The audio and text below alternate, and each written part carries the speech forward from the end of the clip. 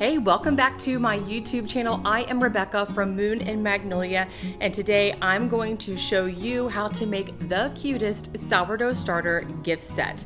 And don't worry, you don't even have to know how to make sourdough starter or sourdough bread to make this gift set for your loved ones.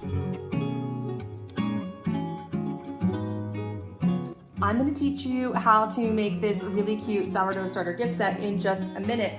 But first, let's just talk about why would you even make a sourdough starter kit to begin with.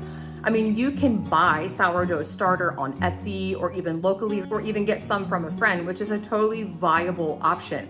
But making your own sourdough starter is really fun and it is a rewarding process. So if you have someone in your life who's been saying for a long time, I want to learn how to make sourdough, but I don't know how, this can be the little kickstart that they need to start making homemade sourdough bread. But also, handmade gifts are meaningful. People love to receive things that you made with your own hands. But what's really cool about this one is that you don't actually have to make much.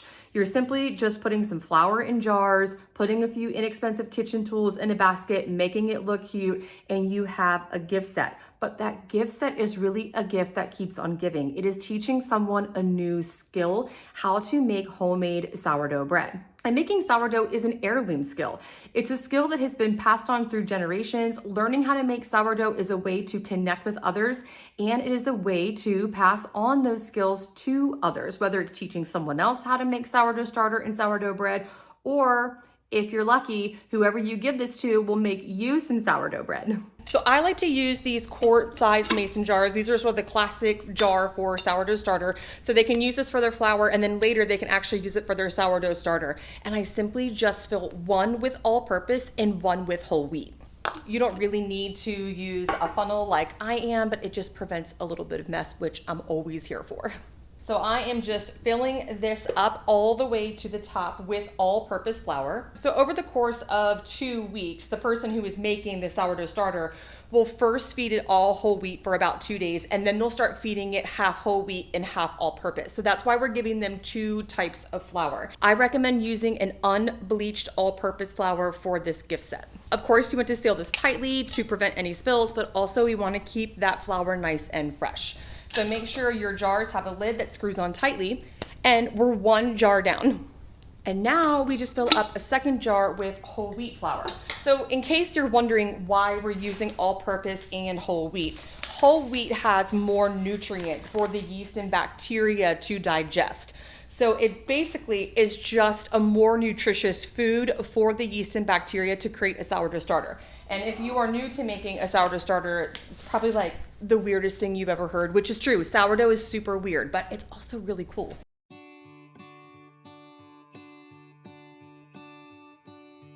I'm just using a regular old King Arthur whole wheat flour, and I'm also spilling it everywhere. So I guess there goes that whole thing about the funnel and the mess, but it was worth a shot. The next step is to head over to moonandmagnolia.com and get the printables. So these printables include a lot of things. So there is a gift tag. There are also cute little tags to attach to the jars of flour so they know which one is which. And then there are also 2 other things that your gift recipient will need. One, there is a card with a QR code, and when they scan that, it will direct them to download my free Making and Using Sourdough Starter ebook. So when they scan that, they'll get everything they need to know about making their sourdough starter, feeding their sourdough starter, caring for it, making their first loaf of bread, and even a couple of discard recipes. So everything they need to know is right there. The other thing included in the free printables is a sourdough starter feeding chart. So that way your gift recipient can keep track of where they are in the process. At a certain point in the process, they will need to start feeding the sourdough starter 2 times a day, which can be a little bit hard to remember if it's something you're not used to. And they will not have to feed it 2 times a day forever. That's just in the very beginning stages. Eventually it becomes a pretty low maintenance thing. But while they are creating the starter, this little chart can help them keep track of where they are.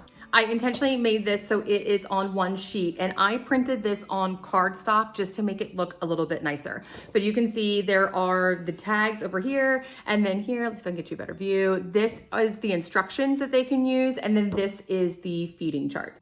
The two things I recommend for sourdough starter success is a digital waterproof kitchen scale. And the reason why I recommend this is because when we make sourdough starter, the instructions are almost always in grams. And especially if you live in the United States, many people are not used to weighing their ingredients in grams. So this way you are taking that conversion work out of this for your friend or family member and giving them an opportunity to just go ahead and start measuring in grams. This is my favorite kitchen scale because it is waterproof and it is digital and it looks nice in your kitchen too. So I have a link for this in the description box below. An inexpensive tool that you can put in the sourdough starter gift set is a Sourdough. And this is just a wood stirring tool, which sounds kind of ridiculous because spoons have already been invented. But the reason why I prefer a Sourdough is one, it's called a Sourdough, and that's kind of awesome. And two, getting a spoon in a jar to stir up that really thick sourdough starter can be a little more challenging than you think it would be. So this is really great for stirring sourdough starter. I also have a link for this in the description box. And now this is the part where we can start getting creative. So assembling the gift set can be anything you want it to be. I like to give cute baskets that are reusable just because it's nice to give them something a little bit extra that they can hang on to and use for something else later. A great place to look for baskets like this is a thrift shop. They are super cheap there, so I would check out your local thrift shops or just look in your closet and see if you have anything extra. So for reference, this is a 12 by 9 by 6 inch basket, and this will fit everything we need with a little bit of extra room for some padding and decorations. If your basket is approximately this size and you were to put the jars right in it, it's kind of not that cute because the jar is hardly visible. So what I like to do is use this brown craft paper. And now one little hack for this stuff, if you get it at like the craft store or on Amazon, it's really expensive. But if you go to the paint section at Home Depot or Lowe's, you can get rolls of these for just a couple of bucks. And I keep a couple of rolls of these on hand all the time because they're great for gifts. You can use it as wrapping paper. I wrap my sweet potatoes in them when I store them for the year. It's great for just about everything and way cheaper than getting it at a craft store. So all I'm doing then is just tearing some of this paper, and I'm going to just fill up this basket a little bit to give everything a lift. You could use anything you want in here. If you have some tissue paper or I don't know, old wrapping paper, whatever it is you want to use, you can totally use that.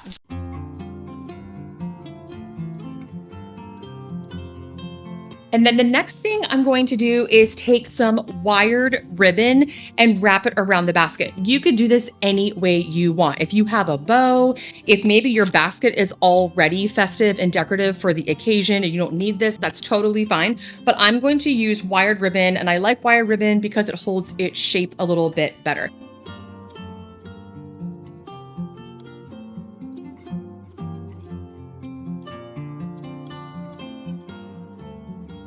Then you can just adhere this however you want. A little bit of hot glue would work. I have no idea where my hot glue gun is. I'm not like super duper crafty, so it's not unreasonable or unfathomable that I have no idea where my hot glue gun is. And I'm just going to take a stapler in this case and make sure that ribbon's pulled nice and tight. And then just make sure that ribbon is nice and straight on there. If you want to put a bow on there, some people are so amazing at making bows. I'm not one of them, but if you know how, one, you can teach me, and two, you could definitely put one on here. And what I like to do to keep this nice and clean looking is cut on the outside of the black line. I know it's intuitive to kind of cut on the line, but then if it's crooked, it looks really crooked. But if you cut just on the outside of the black line, it gives a really nice, clean, and finished look. And so you can see here, I don't really mind so much if the white border is a little bit crooked. In fact, I kind of think that gives it like a really cute handmade look. But that nice border, let's see if we can get a better look for you here. See that nice border, it just makes it look nice and polished. So I'm simply first just going to cut all of these out.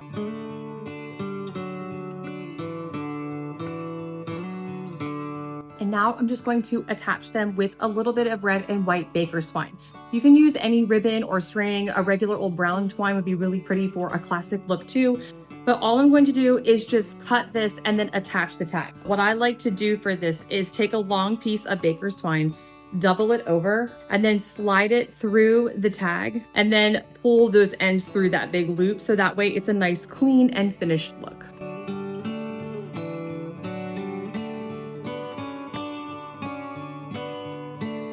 And now we just tie this around the jar. It's as easy as that. Super simple, and probably whoever you're giving this to can visually tell the difference between whole wheat and all-purpose flour, but it's just an added touch that makes it really cute.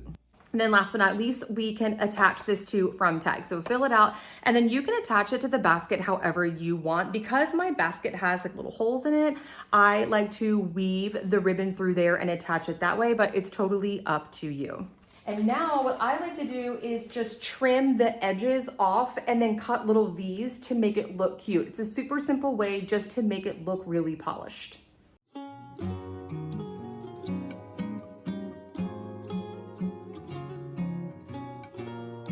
And now we start assembling and decorating this gift set. So I have some crinkle cut craft paper here. I'll leave a link for this in the description box, but you could use tissue paper, whatever you have that you want to fill the basket with and make it cute. I'm gonna put the digital scale in the back. It's really up to you how you want to arrange this.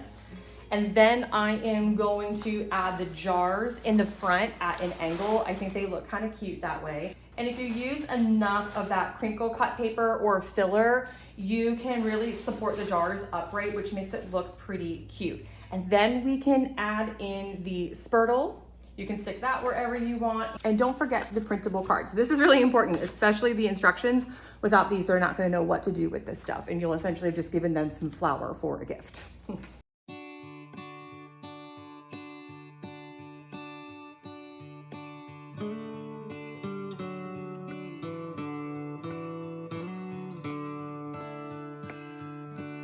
Now, one other thing you might consider putting in the gift basket is a cloth cover for the jar.